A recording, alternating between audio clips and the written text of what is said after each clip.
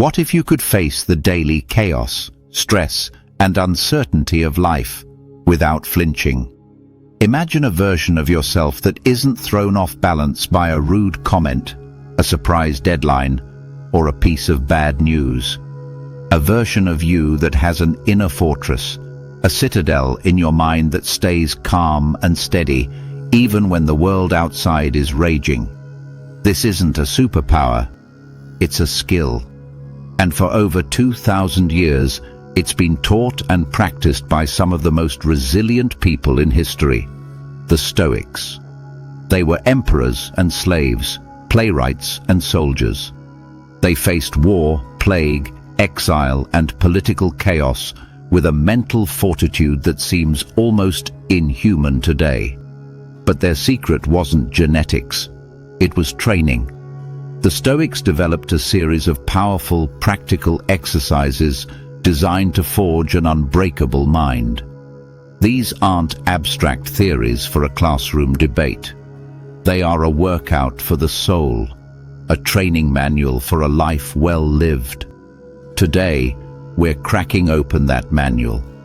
We're going to walk through 7 of these ancient techniques that you can start using immediately to transform your inner world and reclaim your power. Our first exercise is the absolute bedrock of Stoicism. Honestly, if you only master this one, your life will change profoundly. It's called the dichotomy of control. The philosopher Epictetus, who was born a slave but rose to become one of the most respected thinkers in Rome, put it this way: some things are within our control and some things are not. It sounds almost too simple, but think about where 99% of our anxiety comes from. It comes from wasting our precious energy on things we have zero power to change. So here's the exercise. The next time you feel stressed, perform a mental triage. Ask yourself one question: is this something I can control or something I can't? What other people think of you? Not in your control. The stock market? Nope. Whether your flight gets delayed? Definitely not in your control. Past mistakes? Not a chance. But what is in your control? Your thoughts, your judgments, your actions, your responses. You can't control that someone was rude, but you can control whether you feel insulted. You can't control a looming deadline, but you can control how you organize your time to meet it. This isn't about being passive. It's about being precise. It's about aiming your full force at the things you can actually influence and practicing acceptance for the things you can't. This one shift in perspective is the ultimate anxiety cure, because it brings your focus back to the only place where you are truly in charge, your own mind.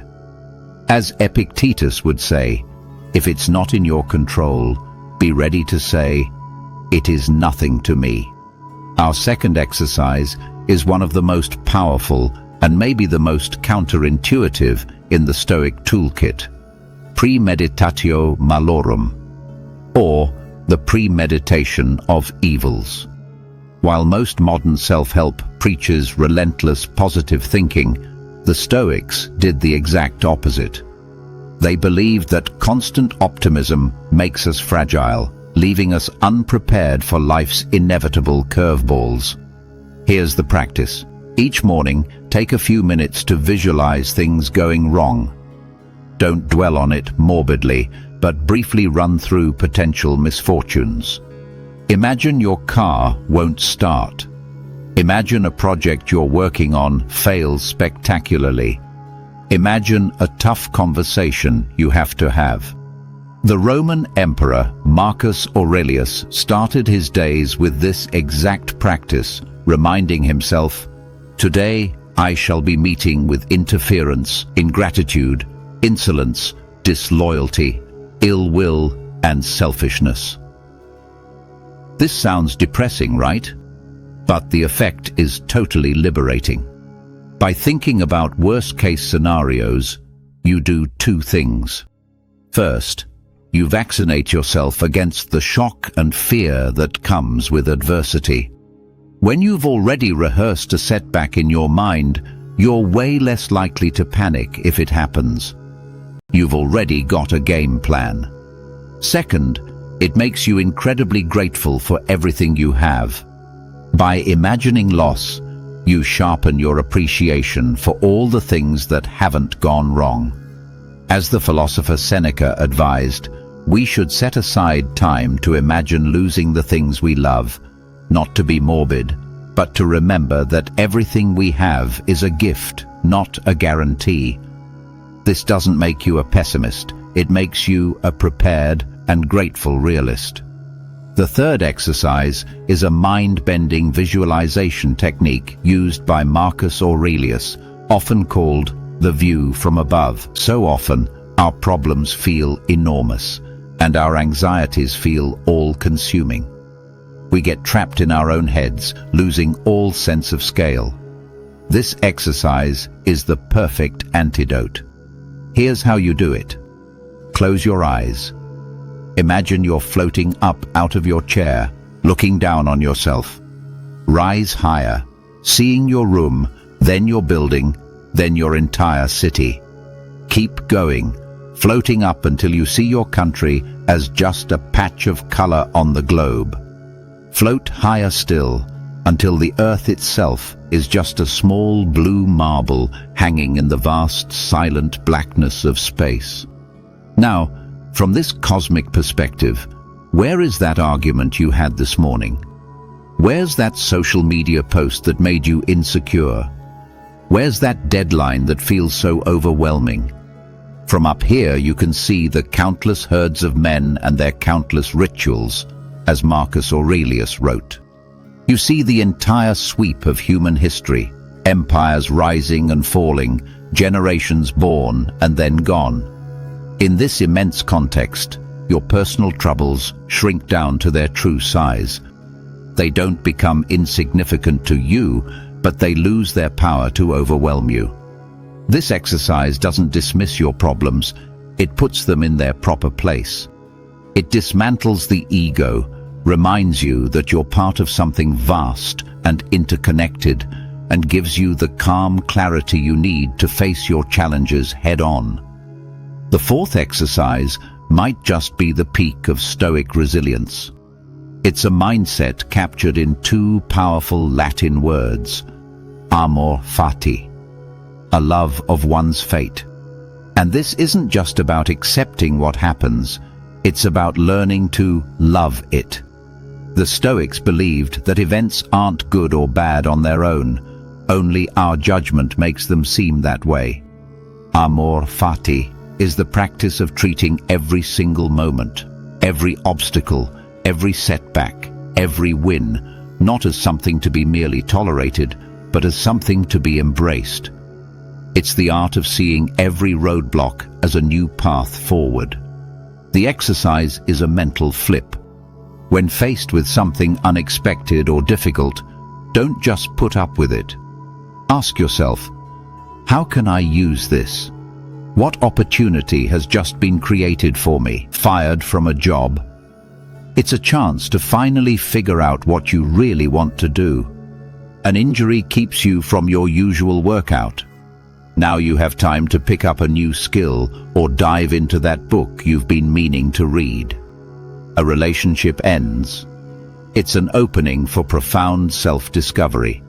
This mindset transforms you from a victim of your circumstances into an artist who uses them as material. You stop wishing reality were different and start working with it as it is. As Epictetus so brilliantly put it, do not seek for things to happen the way you want them to. Rather, wish that what happens happen the way it happens. Then you will be happy. This is the ultimate alchemy of the human spirit, turning any obstacle into fuel. We live in an age of unbelievable comfort.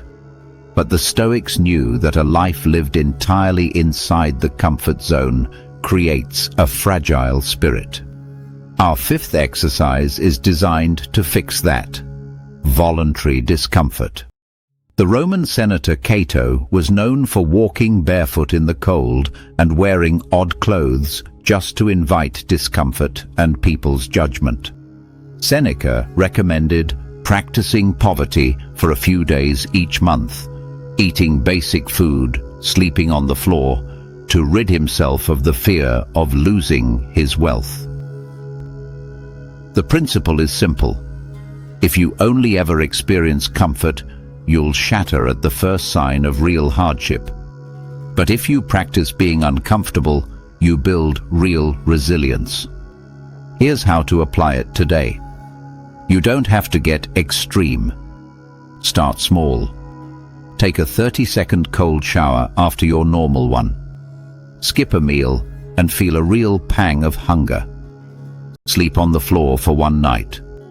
Do a workout that truly pushes you to your limit. The goal isn't to torture yourself, but to intentionally step outside your comfort zone to make it bigger. Each time you willingly choose the harder path, you're sending a message to your brain and body: I can handle this. You're building a deep, unshakable confidence that you can handle whatever life throws at you, because you voluntarily faced worse. Our minds are often a chaotic storm of thoughts, feelings, and impulses. The sixth Stoic exercise gives us a tool to bring order to that inner chaos: the philosophical journal. Now, this isn't a dear diary where you just vent. It's a rigorous daily practice of self-examination. Meditations, one of the most famous books ever, was never meant to be published. It was Marcus Aurelius's private journal. He wrote it for himself to find clarity, remind himself of his principles, and become a better person. The exercise is a simple evening review. Take a few minutes to look back on your day. Epictetus had his students ask themselves 3 questions. What did I do wrong today? What did I do right? And what duties were left undone? Answering these creates a feedback loop for real self-improvement. You analyze your actions, not to beat yourself up, but to learn. Where did you let your emotions get the best of you? Where did you act with courage and integrity? Where did you fail to live up to your own standards? This is where theory gets real. It turns abstract principles into concrete actions. Over time, your journal becomes a mirror, reflecting your progress and showing you exactly where you need to focus your energy. It transforms raw experience into hard-won wisdom. Our final exercise is the most sobering, but it's also the most clarifying. It is memento mori. Remember, you must die. The Stoics kept the reality of death close, not because they were morbid, but because they knew it was the ultimate tool for living with purpose. They understood that remembering our own mortality is the ultimate filter for what truly matters. In his famous Stanford commencement speech, Steve Jobs channeled this very Stoic idea. Remembering that I'll be dead soon is the most important tool I've ever encountered to help me make the big choices in life. When you remember your time is finite, all the trivial stuff that consumes your energy just fades away. The fear of what other people think, the sting of a petty insult, chasing meaningless status, all of it becomes absurd in the face of death. The exercise is a daily reflection. You can start your day with the thought Marcus Aurelius often used: you could leave life right now. Let that determine what you do and say and think. This isn't supposed to paralyze you with fear. It's designed to fill you with urgency and purpose. Is this argument really worth your limited time on this planet? Is this job aligned with your deepest values? Are you telling the people you love how you really feel? Memento mori cuts through the noise and forces you to focus on what truly counts. It's a call to live fully, bravely, and authentically, because today might be all you have. So, let's recap. The dichotomy of control frees you from anxiety. Premeditatio malorum builds your resilience. The view from above dissolves your ego. Amor fati turns every obstacle into an opportunity. Voluntary discomfort forges unbreakable toughness. The philosophical journal turns experience into wisdom. And memento mori fills your life with purpose. These aren't just interesting ideas. They are a practical system, an operating system for the human mind designed over 2,000 years ago. They are a promise that you don't have to be a leaf in the wind, tossed around by the storms of life. You can build that inner citadel. You can become mentally unbreakable. The Stoics knew that philosophy isn't about reading, it's about doing. So I'm not going to ask you to try all 7 of these at once. That would be a recipe for failure. Instead, I want you to do what a Stoic would do. Start with 1. Which exercise resonated with you the most? Which one made something click? Choose that one and commit to practicing it every single day for 1 week. Then, come back to this video and share what you learned in the comments below. Make a promise, not to me, but to yourself.